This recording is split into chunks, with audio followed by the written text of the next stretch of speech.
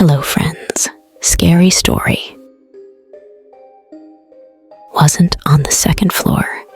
My parents' house was a high ranch, so when you entered the house, it's split off to 2 floors, 1 half flight of stairs going upstairs, and 1 downstairs.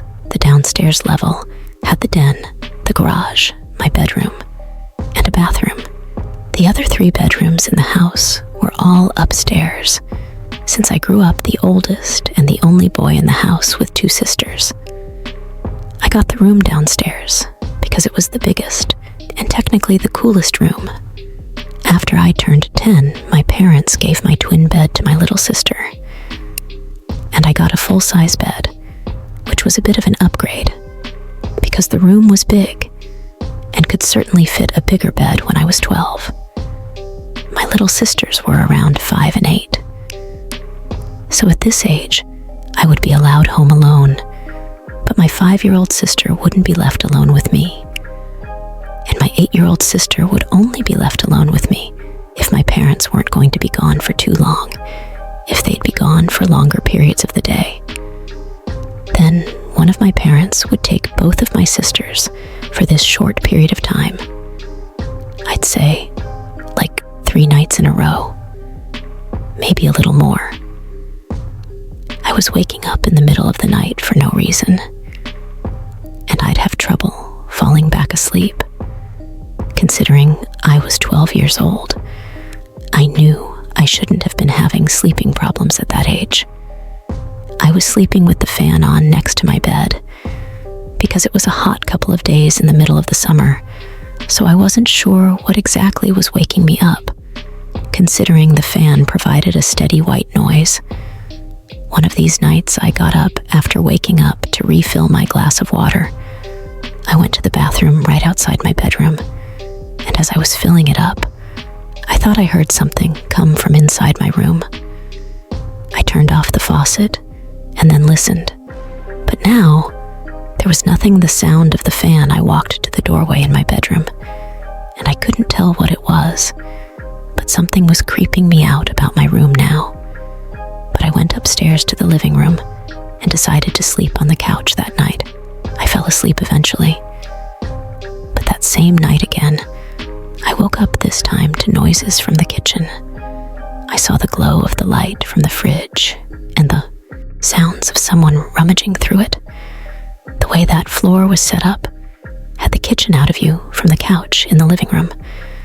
I couldn't see who was there. I heard the fridge door eventually shut, then footsteps walk away, and downstairs. I was drowsy, and so I went back to sleep. I believe it was the next day that my mom was folding clothes in my room, and she told me my room stunk, and I needed to clean up whatever that smell was. I ignored her because I really didn't smell anything. I wish I didn't ignore her, though. That night, our dad put the air conditioning on because it was simply too hot after we all watched a movie. As a family, everyone started getting ready for bed. I went to my room and played video games for a little while before getting sleepy by that time. I turned off the TV and console and rolled on my side to go to sleep, like I always did tonight. I didn't have the fan on because the air conditioning was on, so there was just the sound of the air blowing out from the vents in the ceiling. I fell asleep, but once again, I woke up. Not long after, I didn't know what the sound I heard was. All I heard was the vent fan blowing air. Then, when it stopped blowing air, the room was silent, and I heard something breathing, but it wasn't my breathing. Though I looked around the room, the closet door was shut, so there was no way it was coming from there. Part of my childlike innocence assumed it was my younger sister playing a prank. I got on the floor and looked the one place I could think to look under the bed. I lifted the little piece of cloth that dangles at the bottom of the bed, and there was a very large person laying underneath my bed on a pile of blankets. Their head was facing me, but their eyes were closed. I fell backwards, and Basically, Crab walked out of the room, screaming, "Dad." I heard my parents' door swing open, and my parents yelling and concerned. I pointed into my room and said, "Under the bed." And my dad went and pulled out this very large, dirty-looking man. I remember my dad quite easily, physically, forcing the man outside as my mom called 911. I'm sure he went to jail for a while, or maybe not, because he was homeless. Who knows, this did a lot of mental damage to me, where I didn't even want to sleep in my own room anymore. Or let alone in that house, I had to sleep in the middle of my parents for a while. Then my dad installed security cameras all over the house. We threw out everything that was opened in the fridge because we had no idea what he put his mouth on in there. The fear of someone being under my bed stayed with me for a long time. Years to come, we don't even know how long he was hiding under my bed. It could have been a few days. The smell, the person going through the fridge, the randomly waking up every night for a few days. Whether he meant harm or not, having someone hiding under your bed is every child's biggest nightmare. This story is from my great-grandfather, who is currently at the ripe old age of 101. He's told this story at family gatherings for years. He's from the city of Yaroslava in Russia. I guess it was the Soviet Union when he was born, there being from the USSR. Of course, he served under the Soviet Union during World War II. Then fleeing to the United States a few years after to escape communism. He told me this story again recently. It had been not long after the Battle of Ilikaluki, which wasn't a major battle of the war, but it still ended up in a large amount of Soviet and German bloodshed. As most battles at the time did, it was the evening. And according to my great-grandfather, it was very cold that night, like hellish cold. They were in a small house/building that was one of the few with no damage to it, which made it nice, because it was warm. Him and his comrades were celebrating with drink songs, laughing and joking. What you could imagine a celebration would look like at some point in the evening. Two fellow soldiers walked into the building. My great-grandfather and his friend Sergei didn't care for these two. It was apparently because they were loud mouths and were just unpleasant guys. Sergei asked my great-grandfather if he wanted to go out and have a smoke. He agreed, and the two put on their heavy coats and walked out into the freezing cold air. My great-grandfather pulled out, as did Sergei. And then he lit both of their cigarettes.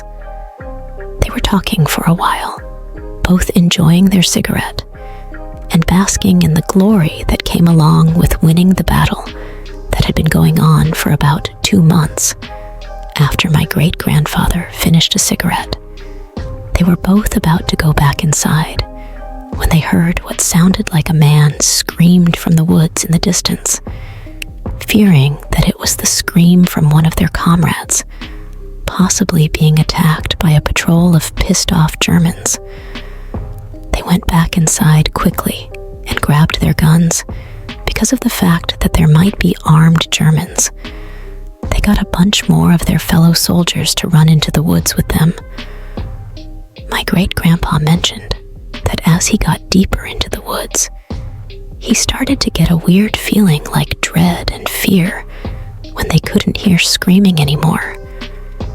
My great-grandpa suggested that they all split into duos and search for whoever it was. Sergei went with him, while the others went off in their own duos after about 2 minutes of walking through the dark, cold woodlands. My great-grandpa said that he could hear faint crying, like someone was in pain. Sergei heard this too. So they walked to where they heard the crying sounds. They started seeing drops of blood in the snow. So they both began to take the situation as more of a threat than they were earlier. It It still gives me chills where my great-grandpa tells me this part. When him and Sergei got to the source of the crying sound, they had found the most bizarre and disturbing scene. They had witnessed 2 German soldiers on the ground. One of them dead, one alive. One of them had their uniforms ripped and bloodied. The alive one was cowering by a tree, muttering stuff in German. He didn't notice my great-grandpa and Sergei right away. My great-grandpa then walked towards the other body. The corpse was horrifically mutilated. Missing limbs, skin ripped off the face. His uniform was shredded, and it looked like he had been scalped. Another thing that stood out to my great-grandpa was the smell he couldn't describe. The smell saying it wasn't like a dead body, but more like chemicals. The corpse looked fresh. Sergei investigated the living soldier, who then, noticing Sergei, jumped back in terror, as if he had been traumatized. He was shouting stuff in German. It was only then that my great-grandpa noticed that his leg had been torn apart, and his chest was bloody. He said he could remember that German screaming something, like Das Colas, or something similar. Sergei pulled out his pistol and put the German out of his misery with a single shot to the head, almost immediately. After this, my great-grandpa described hearing moaning-like noises. That's when a very tall thing started running in the darkness, away from them. Afraid, Sergei and great-grandpa started shooting erratically in the direction of the thing the other men ran over. But the thing was gone. All the men were reprimanded when they got back to the village. But a report was sent to the high command. It was never investigated further. My great-grandpa claims that it was the most terrifying experience of his life. Makes him stressed when thinking back on the side of that mangled German. And this happened when my fiancé Morgan and I just moved into our house together. In a quiet little town, we still live in this house. It's a modest, cute little house, perfect for us and a couple of kids. If and when we decide to have, we met one of the neighbors right off the bat. They seemed nice. They were an older couple in their late 60s. The neighbors on the other side were pretty far away, so we didn't meet them for a while. We were still in the unpacking and furnishing phase. It might have been week 2 of living in the house. We were exhausted by every night, having to work our jobs, and then also setting up the house and unloading. Morgan was cooking pasta in the kitchen. I was sitting at the table talking to her, while on my laptop shopping for area rugs. It was a little stuffy in the house, so I was going to go slide open the back door. But as I got to it, I looked into the backyard and noticed someone sitting in one of the chairs. He was kind of hunched over with his head down. When I say, I almost _ myself when I saw it. I'm not kidding. I whispered Morgan's name and said, "Don't scream, but there's a man in the yard." She walked over to look outside and gasped. She grabbed me and kind of hid behind me and said, "Go say something." No, wait, don't, truth be told. I myself didn't know if I should go out there or not. I'm not the biggest man, to be honest. And even though this guy had his back to us and was sitting down, he looked like he was bigger than me. Morgan suggested I knock on the glass and yell at him to leave. I didn't want. Report, and left. We thought it was over. But later on that night, when we were in the living room watching TV, we both agreed we heard something from outside in the yard. I went over to the window and kinked the blind just enough to see that man outside again. He had a cigarette in his hand. He was talking to himself, or trying to talk to us, facing the house. He noticed the kink in the blinds because he ran over to the window. I jumped back, and he started pounding on the window, saying all these awful, sick things he wanted to do to Morgan. I told her to go upstairs. I didn't want her to hear this anymore. I yelled, "I'm gonna call the police again." And then the pounding stopped, and he went silent. I waited a few seconds before kinking the blind again, and he was gone. I went upstairs to go comfort Morgan, who was visibly shaken. I told her he was gone, when in hindsight, I should have called the cops again downstairs. I heard bumping and knocking. I went halfway down the stairs and heard bumps on the back door and the doorknob twisting and turning. He was trying to get into the house. I grabbed the phone in the kitchen and called 911 again, once again begging the operator to send police. Now this time the police arrived a lot quicker, and I didn't alert the man outside that they were coming.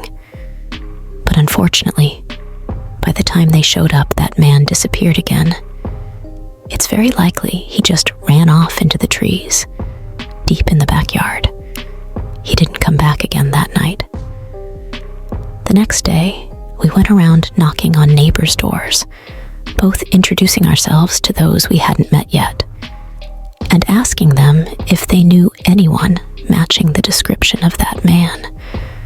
What we found out was disturbing a few doors down. From us knew that man, he was known for beating his ex-wife and having a drinking and drug problem, and generally just regarded as very dangerous. He lived around the block from us in a small, run-down house. That's the scariest part. We reported him to the police. But since we didn't have him on video, we couldn't press charges. We don't know if he still lives there because we haven't heard from or seen him in a long time. I hope it stays that way. Thank you for following the story. Don't forget to like and subscribe to my channel.